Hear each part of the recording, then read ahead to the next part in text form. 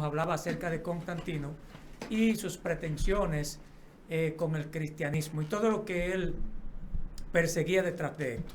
Ahora, a nosotros nos llega la Biblia luego de que, por ejemplo, en el Renacimiento, que se da prácticamente de manera conjunta con la Reforma Protestante en el siglo XVI, una de las características de los aportes del Renacimiento fue la imprenta. Y sabemos que la primera imprenta fue la imprenta de Gutenberg. Y gracias a Dios, el primer libro que se imprime en aquel lugar, ya libro como tal, porque anteriormente se hacían impresiones escolares, pero eran tomos muy pequeños, como especie de folletos. Pero libro como tal, el primero que se imprime en la imprenta de Gutenberg es la Biblia. Diplan, esa Biblia que nosotros tenemos hoy, antes de ser impresa por Gutenberg, pasó por un largo proceso de escribirla en diversos materiales, buscar la forma de preservarla para que esa escritura permanezca hasta hoy. Y hoy por hoy nosotros tengamos una copia, vamos a decirlo, casi fiel de lo que se quiso decir en principio. ¿Cómo sucedieron estas cosas? Bien, Dios le bendiga mucho a este precioso público que me está escuchando y me está viendo. Primeramente, la Biblia es inspirada por Dios. Dice la Biblia que toda escritura es inspirada por Dios. ¿Qué significa que es inspirada por Dios? Que Dios mueve a más o menos 40 hombres en 1500 años a escribir, a ser objeto de Dios para escribir lo que Dios quería transmitirle a la humanidad. Estos hombres de Dios eran de diferente cultura, muchos no eran tan letrados. Dice Pablo que él era tosco en el hablar, pero no en el conocimiento. Pedro dice que eran gente del vulgo, Pedro y Juan, pero hablaron de tal forma que la gente dijeron, estos han estado con Jesús. O sea, cada hombre Dios lo utiliza conforme a su capacidad para escribir lo que Dios quería transmitirle al mundo, a la humanidad. Entonces, la Biblia empieza a desarrollarse en el año 621 con la reforma de Josías. Cuando encuentran estos datos, entonces empieza a desarrollarse el Antiguo Testamento, que se concluye ya completo en el año 90 después de Cristo. Entonces vemos que en Jania se llamaba, Jania. Entonces vemos cómo la Biblia va transcurriendo un periodo y se va desarrollando por etapas. Entonces esta Biblia, que tal y como nosotros la tenemos, no llegó así, sino que pasó por diferentes procesos. Primeramente era escrita en papiro, que procedía la materia prima de un carrizal del río Nilo. Entonces, que tenía un junco que era más alto que un hombre y del tamaño de un puño de ancho. Entonces, este junco, de aquí se sacaba el papiro y era utilizado para escribir, para hacer la escritura. Pero el costo del papiro era demasiado alto, tenía un costo demasiado alto. Así como también todo lo que se utilizaba, la escritura. O sea, el copista, el que lo hacía, y también el costo por cada 16 sílabas, que era un ichos. Ichos son 16 sílabas y eran renglones de 16 sílabas que se llenaban. O sea, 100 líneas de papiro podía costar una inmensidad de dinero. Por ejemplo, el libro de Mateo, en aquel tiempo, costó $40. Imagínate tú, $40 En aquel tiempo. hace 2000 años. O sea, el costo era demasiado pesado para poderse manejar. Por eso, Pablo tenía, parece, un estatus económico bien alto, porque él dice, envíame los rollos. O sea, que él tenía sus propios rollos. Entonces, el rollo debería irse ensanchando, desenvolviendo, así, en esta forma. Por eso es que Cristo dice, en un momento dice, que llevad mi yugo y mi carga, que es ligera de llevar. ¿Por qué? Porque habían dos corrientes, la corriente de Hillel y la corriente de Chamay. Entonces, Cristo seguía más o menos la corriente de Hillel. Sí. Entonces Shammai andaba con un rollo que tenían que cargarlo entre dos personas. Más sin embargo, en la corriente de Hillel podían abrir el rollo, era un rollo pequeñito. Manejable. Por eso es que Cristo dice, dejen de andar con esos rollos tan grandes y sigan, lleven mi yugo, que es ligero de llevar. Entonces, cuando tú estudias la Biblia, ves el contexto y te das cuenta que realmente está diciendo algo, está dando un mensaje, pero lo está diciendo por algo. Correcto. Esa es la importancia de nosotros escudriñar la escritura, ver el contexto histórico, el contexto cultural y ver lo que Dios quiere decir, a quién se lo dijo y por qué se lo dijo. Entonces, así cometemos menos errores. El caso es que la Biblia llegó a un proceso, se escribía también en pieles de animales. O sea, estas pieles de animales, habían dos tipos. Una era la que era vertilina y también se usaba el pergamino, que procedía de Pérgamo, por eso se dice pergamino.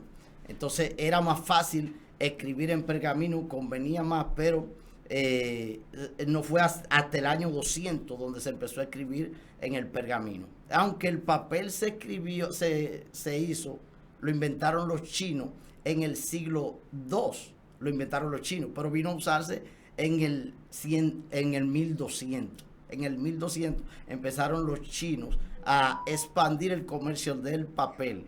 Entonces vemos cómo la Biblia fue pasando por etapas hasta que se construyó, vino alguien, inventó la imprenta, Dios movió a alguien como siempre.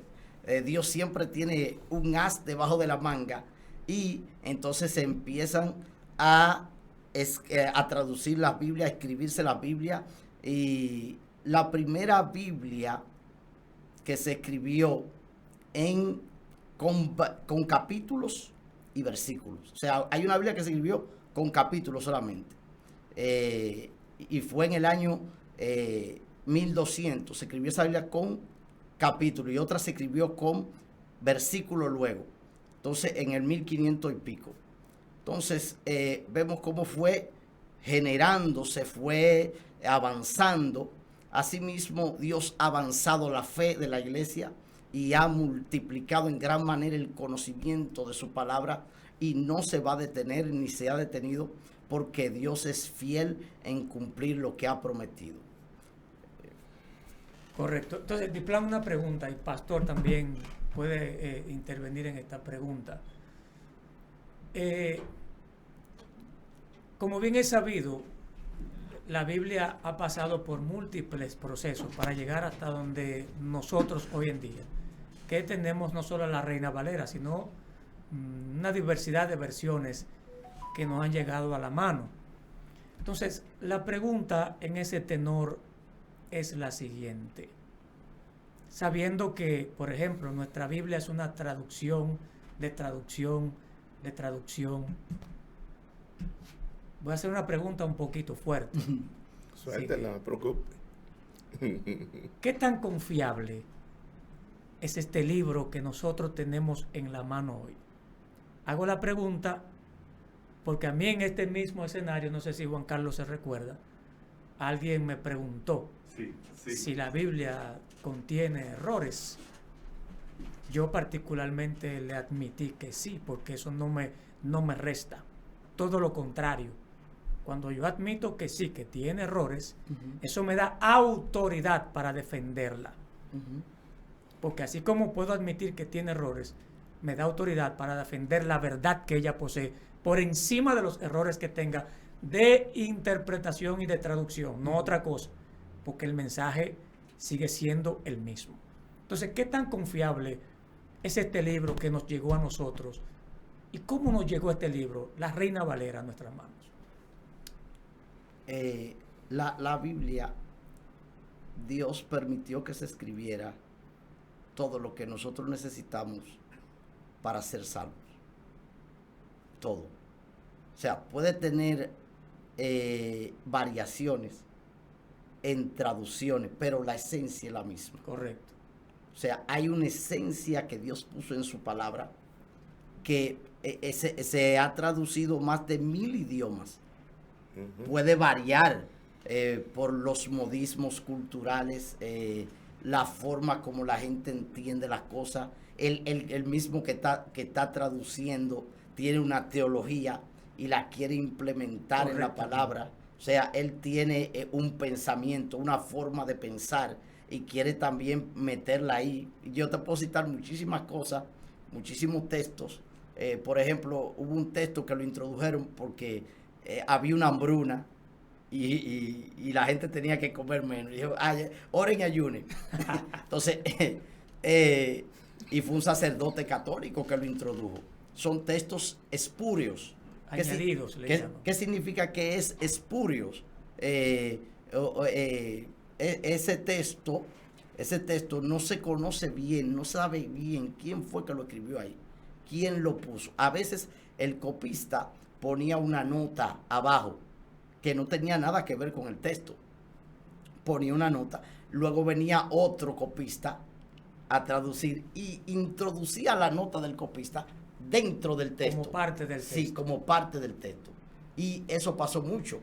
De ahí, por eso, tú sabes que no hay ninguna Biblia, no tenemos los rollos originales, no lo tenemos. No, nadie lo tiene. Nadie lo tiene, porque si hubiesen existido, la gente hasta le hace misa y responso y le ora y lo adora. Sí, entonces Dios permitió que eso fuera quitado de ahí, pero hay textos más antiguos en los cuales veo que es un texto no confiable, cuando en esta copia que es más antigua no aparece y aparece luego en la otra copia. En los textos más tardíos. ¿Entiendes? Entonces, por eso es lo importante de no solamente leer la Biblia, sino escudriñarla, buscar las versiones, buscar el contexto cultural, el contexto histórico. Por ejemplo, hay cosas que tú no las vas a entender a menos que no sepas en qué contexto se dijo. Correctamente. O sea, la Biblia dice que Dios mandó, que la gente estaba comiendo en Israel estiércol de paloma. Estiércol de paloma. Entonces, si Dios lo puso a comer a esas personas. Entonces, cuando tú vas al contexto cultural, había un árbol, así una planta, una fruta que se llamaba estiércol de paloma. Por el parecido. Que solo lo comía la gente muy pobre y entonces se alimentaban de eso, pero no era estiércol realmente. Parecido a la algarroba de los cerros. Exacto. Entonces, es muy importante saber que aunque hay ciertas variaciones, Dios guardó su esencia para que donde quiera que llegara una versión de la Biblia, él pudiera hablarle como si fuera en el texto original. Correcto. Inclusive, a veces tú estás leyendo la Biblia y el Espíritu Santo te ilumina sobre el texto.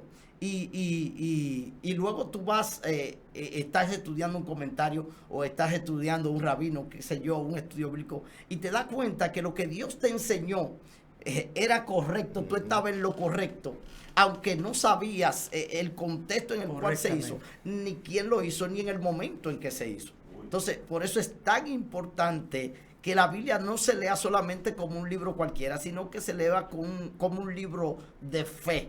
Amén. ¿Qué significa que es de fe? La palabra, por ejemplo, inspirado por Dios.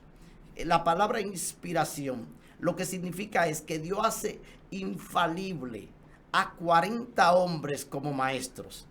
Lo que Dios está diciendo es que estos 40 hombres no pudieron fallar de ninguna forma. Son infalibles por la inspiración que recibieron de Dios. Entonces, por eso creo que aunque haya variaciones, Dios conserva su mensaje. Sí, es, pastor. Sí, a mí me apasiona el tema de la Biblia. Hace 50 años que yo me la estoy comiendo, con una limitación que yo mismo me lamento porque me gustaría saber hebreo, griego, arameo, latín, qué sé yo. Sin embargo, las sociedades bíblicas han buscado hombres que ni siquiera son cristianos, tratando de buscar un intérprete de esos idiomas. Recuerden que no es tan fácil traducir de un idioma a otro. Eso es difícil, porque hay que buscar variantes, palabras que se parezcan. Por ejemplo, una tribu africana que cuando se estaba enviando la Biblia, hubo que cambiar si tu pecado fueren rojo como el carmesí, blanco como blanca lana. hubo que cambiarle por el color. Correcto. Entonces, a mí, lo que decía el pastor Diplan es una realidad muy importante. Es la esencia. ¿Qué tú quieres del otro? Por ejemplo, yo le doy gloria a Dios por toda la Biblia que hay ahora mismo. Nosotros tenemos Biblia la que nosotros querramos. Como usted quiera. Y digital. Y digital. Y si tú quieres, pone todos los textos en paralelo. En paralelo. Ajá, mira que dice este, que dice el otro, que dice el otro. Ahora, después, una parte, pastor, muy importante, que fue para mí la más difícil, es la traducción del latín al español. Por eso que dice que Casiodoro de Reina, en la Biblia le llama la reina. Pero no es que le llamen la reina, es que ahí vamos a tomar todo. Ahí vamos a beber todos. Entonces, ¿cómo yo critico esto o aquello?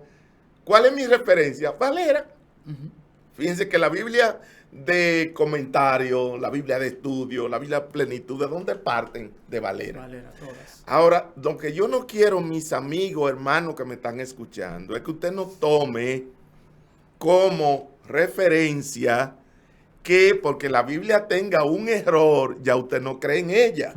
No, todo lo contrario. Porque lo correcto es que toda la Biblia dijeran lo mismo. Pero eso es imposible, porque los idiomas son demasiado variantes en el mundo. Amén. Hay una parte, Pedro y Pastor Diplan, la versión de los 70, es un milagro de Dios. La Biblia, para mí, toda la Biblia son un milagro. Llegar hasta nosotros cuando Roma clausuró la Biblia para que no llegara a los pueblos, a ningún pueblo. Y Dios rompe esa barrera y la palabra llega. Ahora, quizás no me llega en original, pero yo prefiero comer cebada si no hay trigo. Claro, antes que morir de hambre. Antes que morir de hambre. Eso es así. Recuerdo que el pastor Oliver fue a Arabia por ahí, estaba por ahí una vez. Y él dijo que la gente ahí por un pedazo de Biblia da lo que sea. Sí. O sea, por una hoja de la Biblia. ¿Y en Rusia, pastor? Sí. Entonces nosotros tenemos el privilegio de que tenemos todas las versiones, tenemos los comentarios, tenemos la información. Pablo no queda corto. Si nosotros nos metemos a la dimensión. Pablo no manejaba la información que maneja el niño mío de 12 años. No la maneja. Demasiada información. Mas, sin embargo, con lo poco que ellos tenían, pudieron conquistar el mundo. Revolucionar el mundo. Fueron efectivos en la predicación. Fueron sagaces, fueron audaces, fueron entregados. Entonces, con lo que nosotros tenemos, hermano, podemos llegar hasta lo último de la tierra. Creo que sí.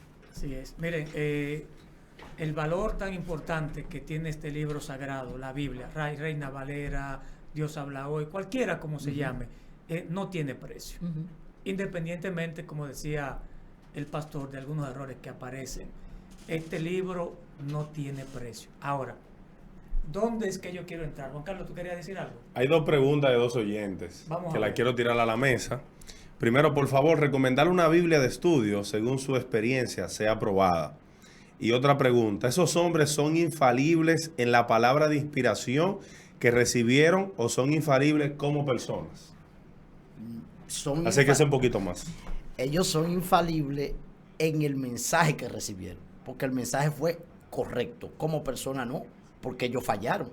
El mismo Pedro falló, el mismo Pablo. Pablo y Pedro se metieron en un chisme público. Así es. Públicamente echaron una pelea en público. O sea, ningún hombre es infalible como persona. Ahora, el mensaje que le dieron sí era infalible. Entonces, por eso es que han pasado los siglos. El cuidado que Dios tuvo para preservar ese mensaje. Fíjate que los rabinos que escribieron eso, número uno, ellos cuidaban hasta la tinta que iban a usar. Número dos, ellos cuando iban a mencionar el nombre de Dios se bañaban. Sí. O sea, era un cuidado para no, ¿cómo te digo? Para no dañar el sacro nombre de Dios. O sea, un cuidado especial. Si, por ejemplo, en una hoja había 3 errores, que 3 que se salían del renglón, ya esa hoja se iba, con uno se iba, pero con 3 en una sola hoja se iba el rollo completo. Así es. O sea, había un cuidado, tenían que ir haciendo el rollo, mirando la copia, no podían hacerlo sin mirar la copia, mirando la copia y dictando con la boca lo que iban escribiendo y contando cada palabra. Y a los 30 días tenía que hacerse, se tenía que revisar. Se tenía que revisar a los 30 días. No podía pasar de 30 días. Si pasaba de 30 días había que romper el rollo. O sea, el cuidado que tuvieron, el pueblo al que Dios se lo dio, los judíos, para cuidar la posesión de Dios preciada de la palabra de Dios. Y no solo eso, sino que las medidas entre una letra y otra era exacta. Fíjense que esos escritos en el lenguaje hebreo, sobre todo, no habían separación de palabras, no habían puntos ni comas, no habían vocales. Se escribían todas las palabras juntas, sin ninguna separación, al menos que con una distancia específica entre letra y letra. ¿Quién determinaba que una palabra se separaba de la otra? Uno que iba leyendo para traducir o interpretar y puntualizaba como con especie de un pincel, ¡tum!, hacía un punto y decía, esa es una palabra, y a partir de ahí hay otra. Amén. Y así nos llegó este libro a nosotros. Ahora, ¿a dónde yo quiero llegar antes de que el tiempo se me vaya? Y aquí es donde yo reiteradamente le hago un llamado al liderazgo cristiano. Al liderazgo cristiano. Sobre todo aquellos que nos apasiona el aprendizaje para enseñar. Que tenemos una gran responsabilidad. Y es de traer luz al pueblo con la verdad de las Escrituras. Pero haciendo una revisión sin apasionamiento. Con una apertura mental que nos permita ver las cosas más allá de nuestras pasiones. Ese es mi llamado. Y traigo aquí en mis notas un ejemplo, un solo, porque el tiempo no nos va a dar, de por qué estoy llamando a no cerrarnos a la investigación de las raíces de donde vino el texto que tenemos hoy en día. Sabemos que la Biblia se escribe en 3 idiomas, ¿verdad? Eso lo sabemos, eso lo aprendimos en la doctrina, hebreo, arameo y griego. Sabemos por demás que el Antiguo Testamento se escribe gran parte en hebreo y algunas partes en arameo. Y que en el Nuevo Testamento se escribe en griego, eso lo sabemos. Ahora, ¿qué me importa eso a mí? ¿Para qué me sirve eso? Aquí es donde voy. Aquí es donde yo voy.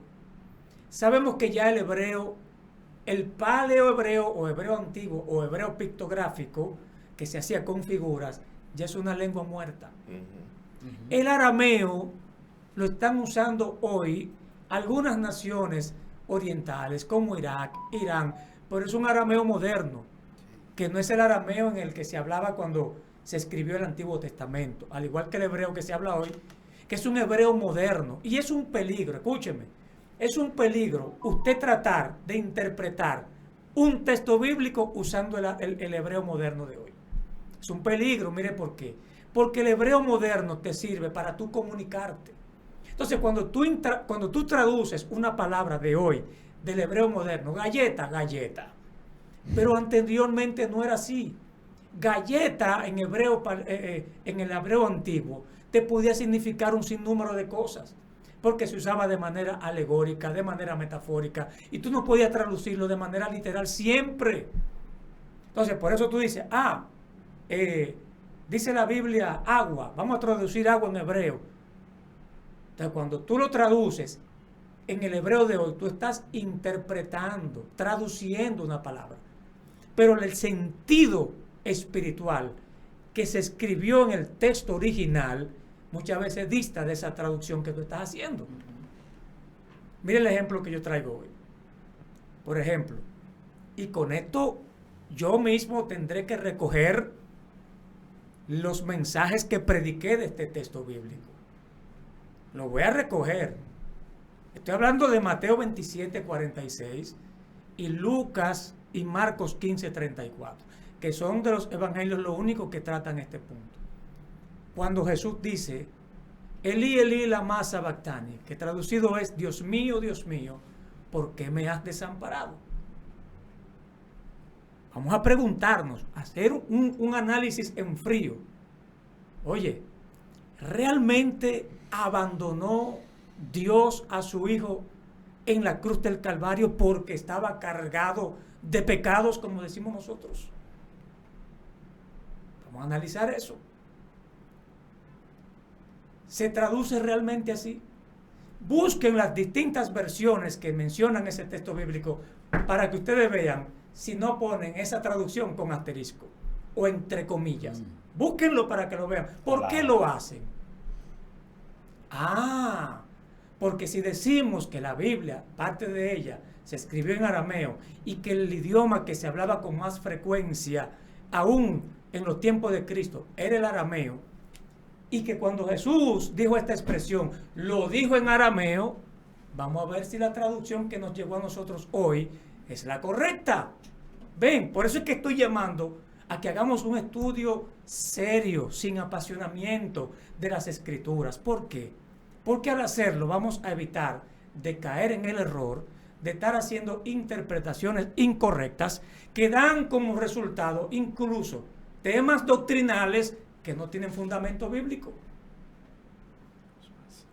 Aunque este ejemplo no ha generado ninguna doctrina, pero sí ha generado miles de mensajes que redundan en lo mismo, que Dios abandonó a su Hijo. Nada tan falso como eso. Y se lo voy a demostrar con la Biblia. Dios no abandonó a Cristo en la cruz del Calvario. Jamás. Eso ni pensarlo. Cuando Jesús dice esa expresión, Elí, Elí, lama sabactani, fíjate que entre Marcos y Lucas y Mateo hay una ligera diferencia. Mateo dice Elí, Elí. Lo dice de una manera más hebraica. Marcos lo dice más apegado al arameo. Eloí, Eloí, Yahweh, lemas shebaktani, en arameo. Entonces, cuando tú traduces del arameo esta expresión, te vas a dar cuenta que la interpretación es muy distinta a la que nos han enseñado. Porque, ¿qué preguntan los que están al pie de la cruz? ¿O qué dicen cuando él dice esta palabra? Miren, está llamando a Elías. ¿Qué significa? Que no entendieron lo que este hombre está diciendo. Porque Jesús está diciendo Eloí, Eloí, Yah, que se parece al nombre de Elías, Elaya o Eliyah o Eliyahu.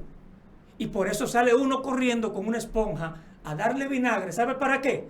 Para preservarle la vida, a ver si es que está pronunciando que Elías viene, que ellos lo están esperando. Dice otro, no, déjalo, vamos a esperar a ver si viene Elías. Vamos a analizarlo. Entonces, ¿qué dicen algunos expertos en el arameo?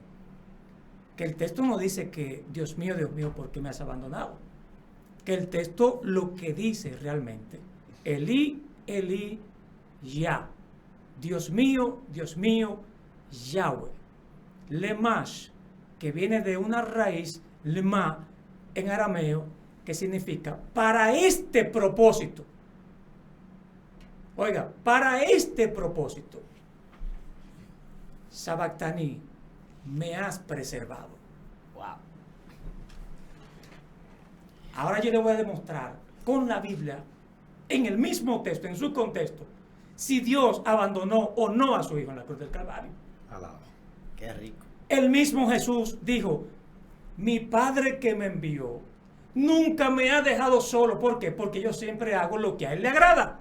Morir en la cruz no era del agrado del Padre, no estaba dentro del propósito del Padre. Claro que sí. Ahora, miren los acontecimientos, los eventos que se sucedieron en el momento en que Jesús entrega su espíritu para ver si Dios estaba ahí o no. Vamos a verlo. Número 1. El velo del templo se rasga en dos. Eso solamente podía hacerlo la presencia de Dios. Ese velo tenía de grosor aproximadamente 4 pulgadas. Y era de una tela tan fuerte que se dice que tirando 2 bueyes de un lado y 2 de otro para ver si se rompía, ese velo no se rompía. No se rompía. Eso solamente pudo hacerlo la presencia de Dios ahí. Número 2. Tembló la tierra. Salmo 114:7 dice, a la presencia de Dios tiembla la tierra. Y escuchen esto, en tercer lugar. rocas se rompieron. Pero escúchenme, ¿qué rocas fueron las que se rompieron? Quizás usted se imagina algunas piedras grandes que habían ahí afuera y se rompieron. ¡No! Esas rocas de las que habla ahí son las mismas rocas de las que habla la parábola. De aquel hombre sabio prudente que edificó su casa ¿sobre qué? Eran rocas que estaban enterradas y que se usaban como fundamento, como base, como zapata. Se rompieron en el temblor de tierra. ¿Sabe qué significa eso? Que el temblor ocurrió, el epicentro del terremoto ocurrió en un lugar muy cercano a las rocas que estaban ahí. ¿Quién provocó ese terremoto? La presencia del Padre del que estaba muriendo en la cruz del Calvario. Por eso esas rocas se reventaron. Cuarto, muertos de santos que estaban ahí, cuerpos de santos que estaban ahí muertos, resucitaron. ¿Quién es el único capaz de resucitar a un muerto? Dios. La presencia de Dios. Entonces, ¿estaba Dios ahí o no en la cruz del Calvario? Dios no abandonó a su Hijo. Falso.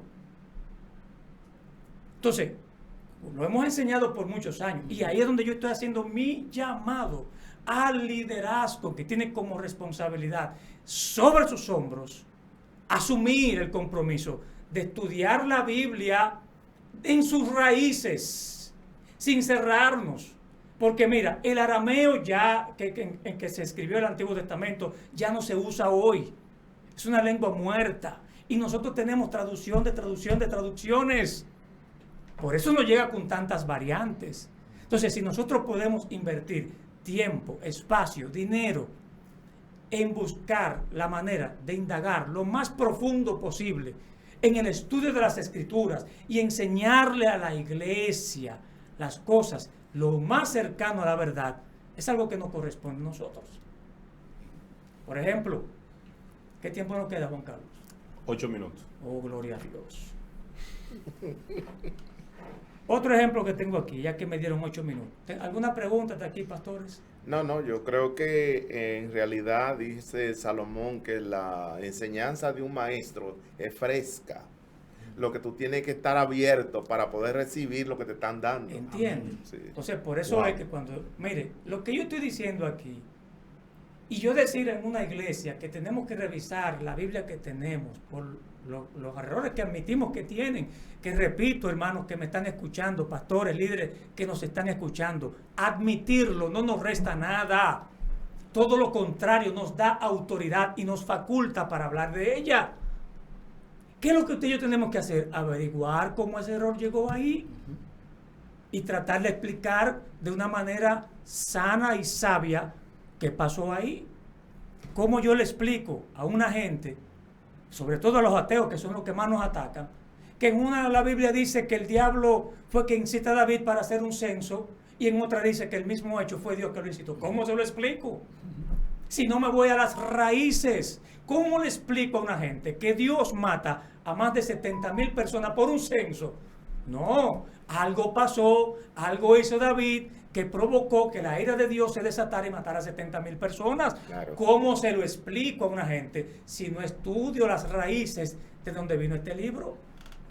Entonces, miren otro ejemplo. El Padre Nuestro. El Padre Nuestro que Jesús nos enseña en su palabra. Ya había otro Padre Nuestro antes que ese. Una oración muy similar. Y los judíos hoy por hoy la rezan 3 veces al día. Digo rezan porque los judíos rezan. Rezar no es como nosotros decimos, decir vanas repeticiones. Rezar lo que significa es recitar un texto escrito. Y los judíos en eso se la pasan el día entero. Entonces hay una oración muy similar al Padre Nuestro. Entonces quiere decir que el término rezar es correcto. Es correcto, sí, eso no es malo. Usted y yo también rezamos cuando citamos la Biblia. Eso es rezar. Eso es rezar. Cuando citamos un texto bíblico en una oración, estamos rezando. Excelente. Eso no es nada malo. Que es muy diferente hablar que estamos rezando el Santo Rosario. Exactamente. Exacto.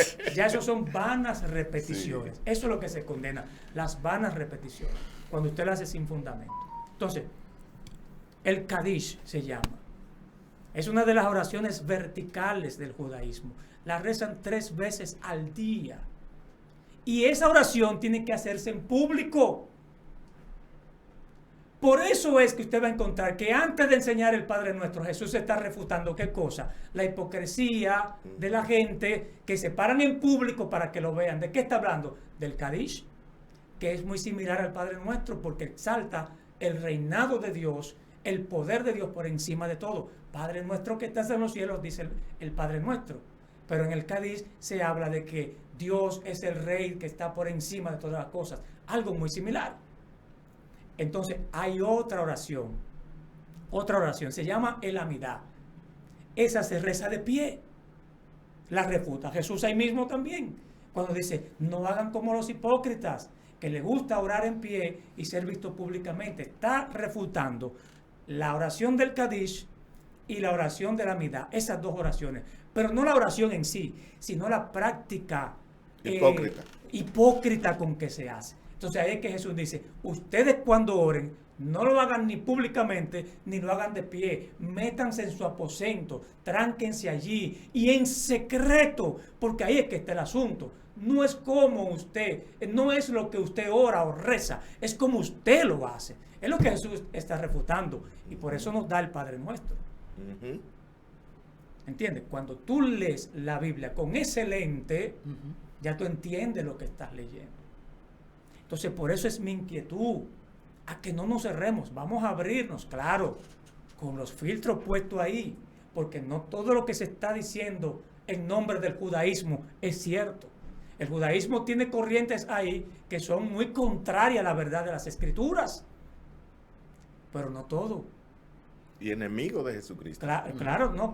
Y aparte de eso, otra pregunta que yo quiero hacer.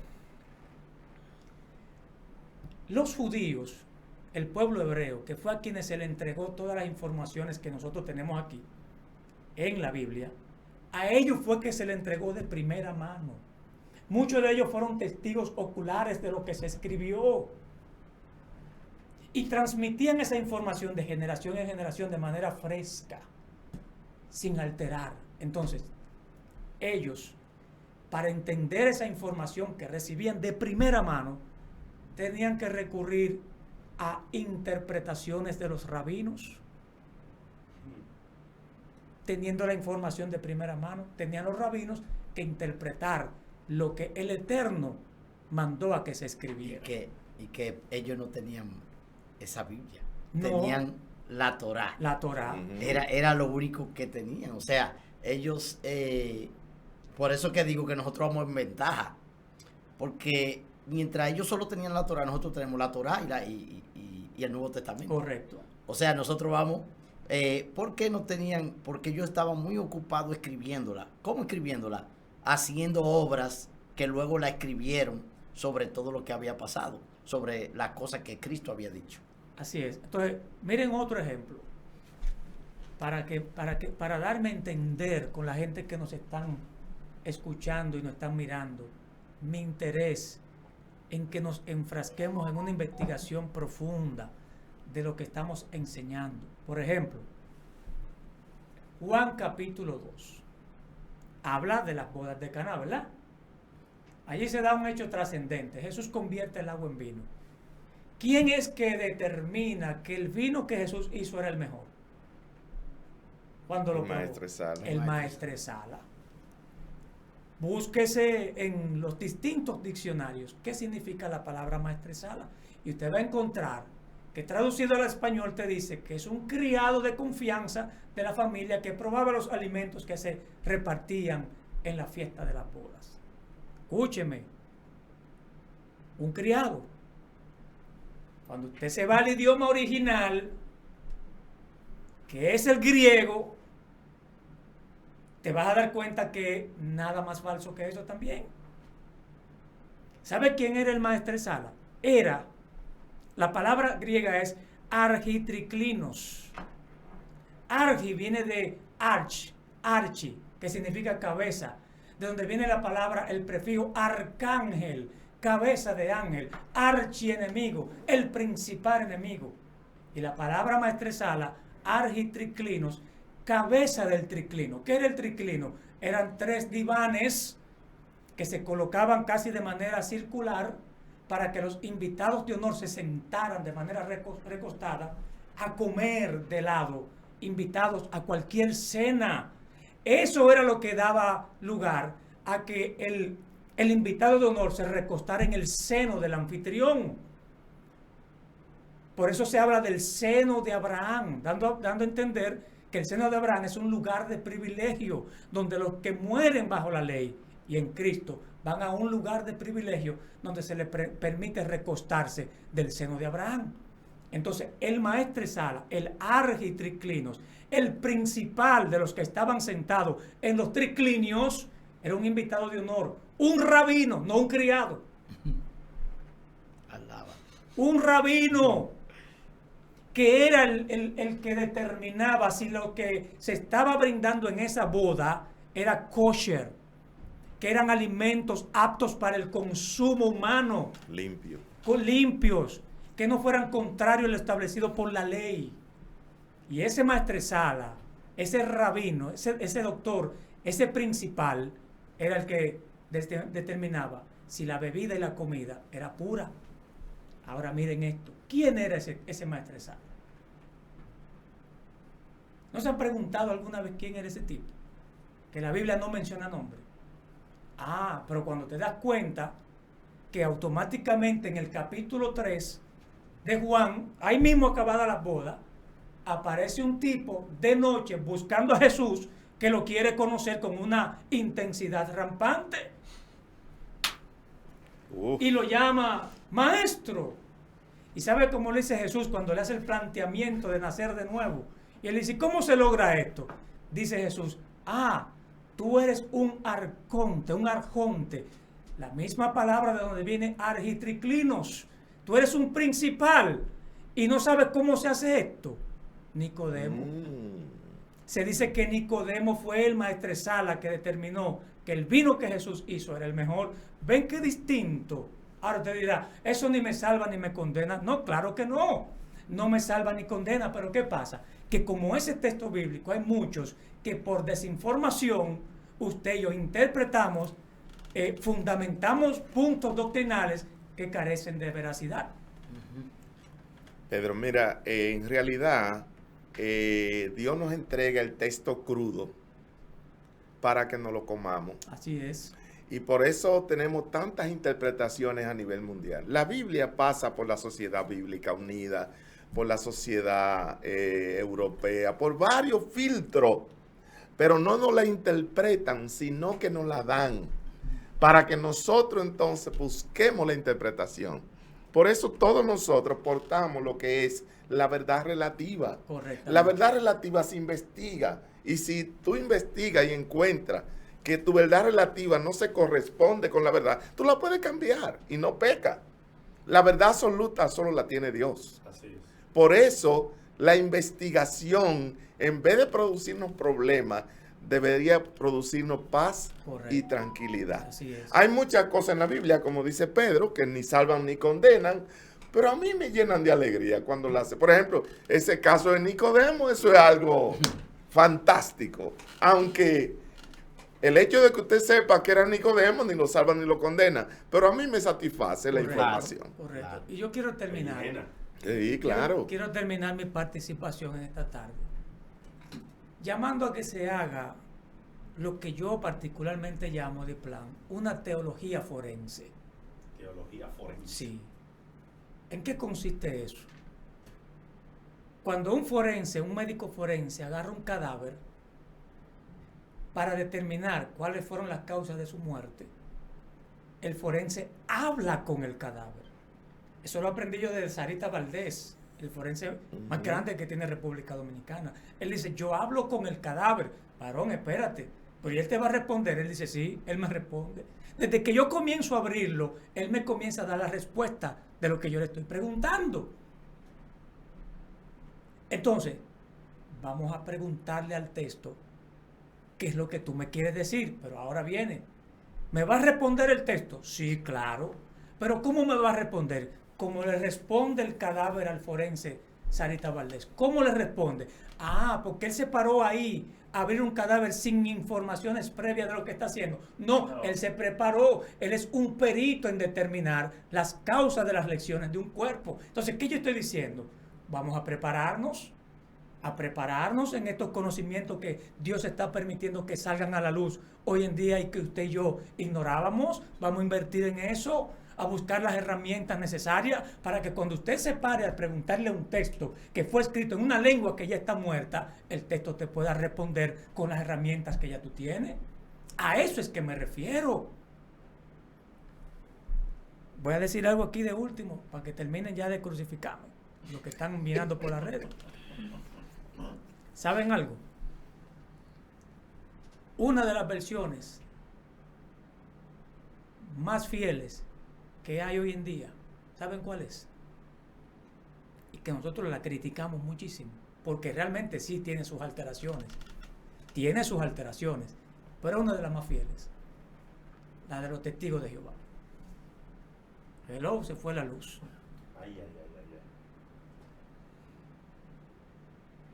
Yo le digo por qué. ¿Por qué? Porque ellos trataron de ir a buscar la información a los originales más antiguos. Correcto.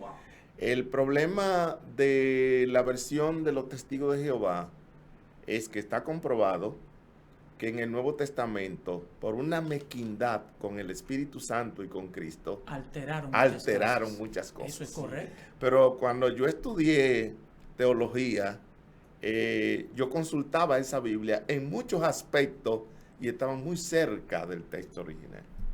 Claro, porque que, por ejemplo,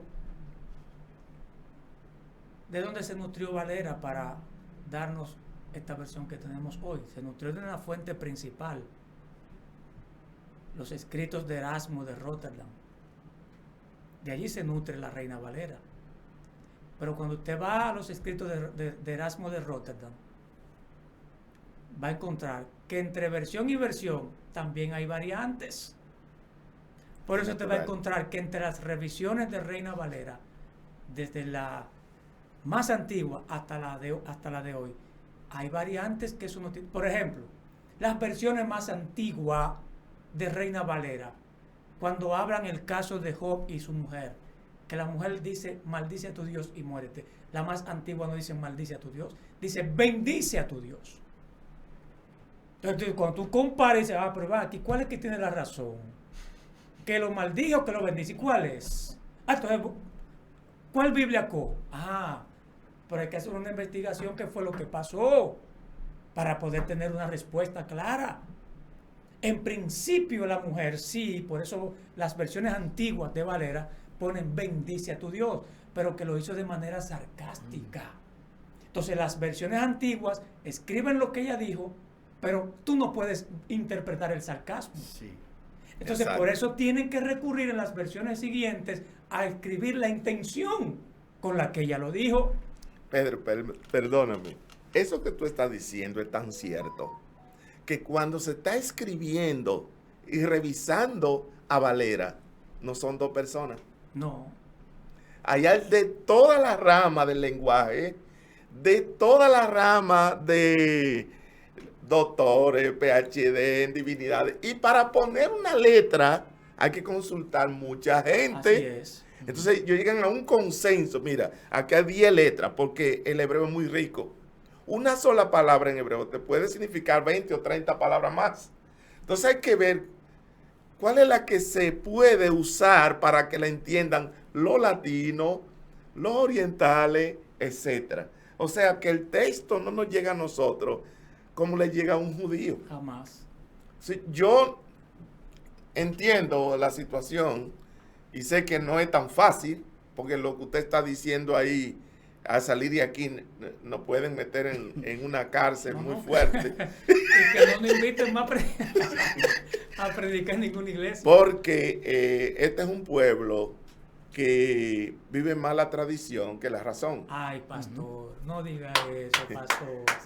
Y cuando tú tocas la tradición, la razón se puede ir al entierro. Ay. Entonces, los maestros que podemos ayudar a este pueblo, tenemos que hacerlo lentamente. Correcto, esa es la idea. Sabiamente. Sí. ¿Sabe cómo? De manera consensuada, reunirnos el liderazgo, Sí. por ejemplo, de nuestro concilio, Socializar. llamarnos y sentarnos, que ustedes creen desde este punto de vista, y revisar. Eso no nos resta nada, señores, vuelvo y lo repito, al contrario, nos da autoridad para defender lo que creemos.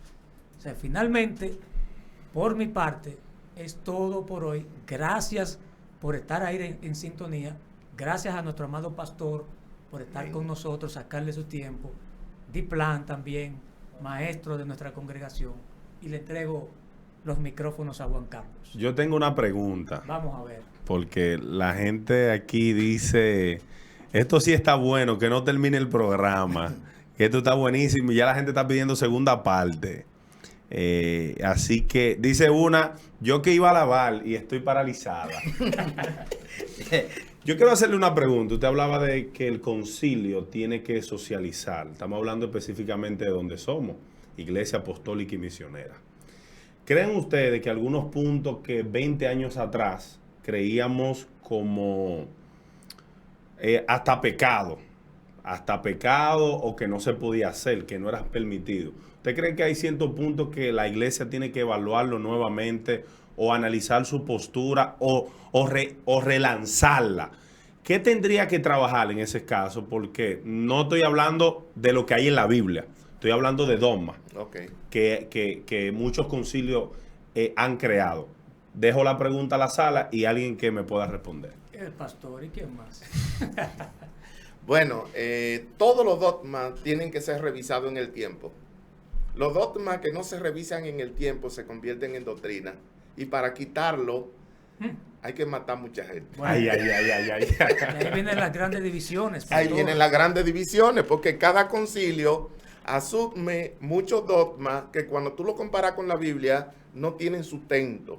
Y al no tener sustento, se caen. Pero ya mucha gente vive de esos dogmas. Ay, sí. Entonces, por ejemplo, cada concilio tiene su dogma y tiene su gracia, tiene su adorno.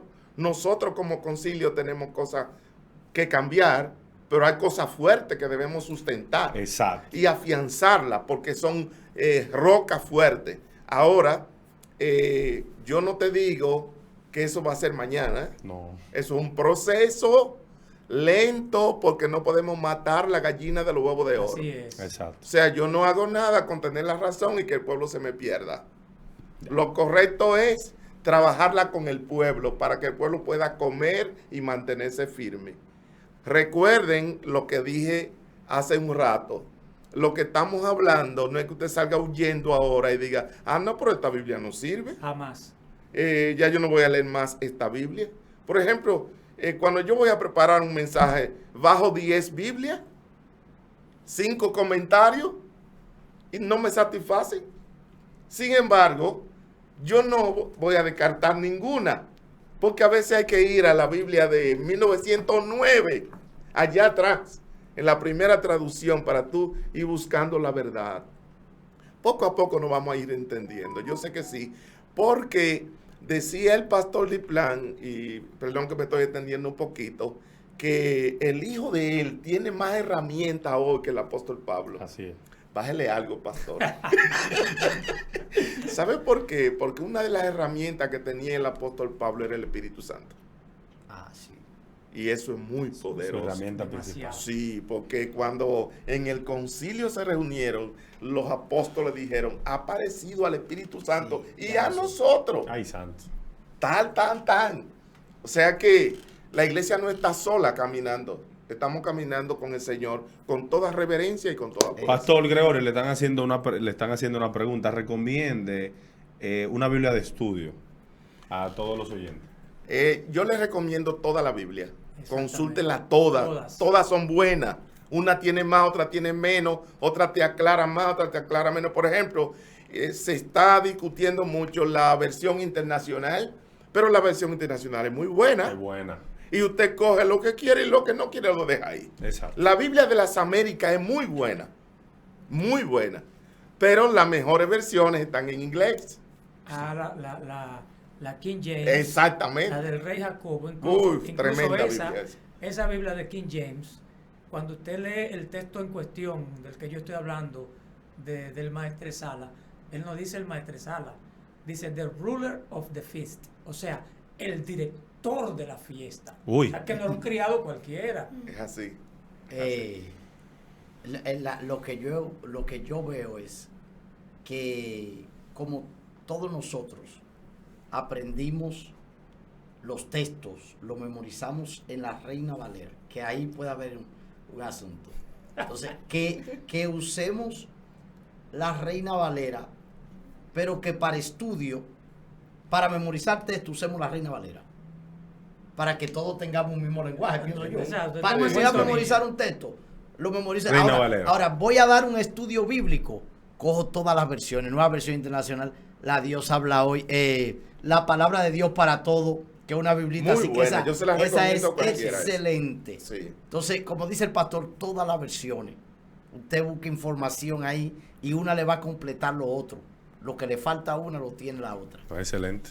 Familia, muchísimas gracias por estar con todos nosotros, el pastor Displan, mi pastor Gregorio Cruz y el pastor Pedro, que está con nosotros todos los miércoles aquí. Yo quiero sugerirle un invitado porque la gente está pidiendo una segunda parte, que programemos una fecha ya detrás de cámara y que agreguemos al pastor Franklin Pacheco a esta cabina. Claro, claro. Él vio el flyer y realmente se emocionaron, el pastor Gregorio, ver esos tres ministros ahí. Entonces vamos a comunicarnos con él para agregarlo aquí y agendar la fecha. No sé si la semana que viene o ver lo que usted dice, pero realmente estamos muy alegres de tenerle aquí. Y Dios me le siga bendiciendo. Pastor Pedro, usted despide ahí mismo. Sí, tú sabes que Displan y yo cogimos view con la foto del pastor en el flyer. ¡Ay, sí! Sí. Señores, Sí. muchas gracias, de verdad, gracias por su gloria a sintonía. Dios. Comparta este programa porque la intención nuestra es que el Evangelio crezca sobre la base de la verdad. Y la verdad es Jesucristo. Amén. Así que nos vemos la semana que viene. Feliz noche y shalom. Electroservicio Reyes. Somos una empresa dedicada a las ventas y alquileres de plantas eléctricas desde 40 a 1500 kilowatts. También ofrecemos servicios de reparaciones tanto de plantas eléctricas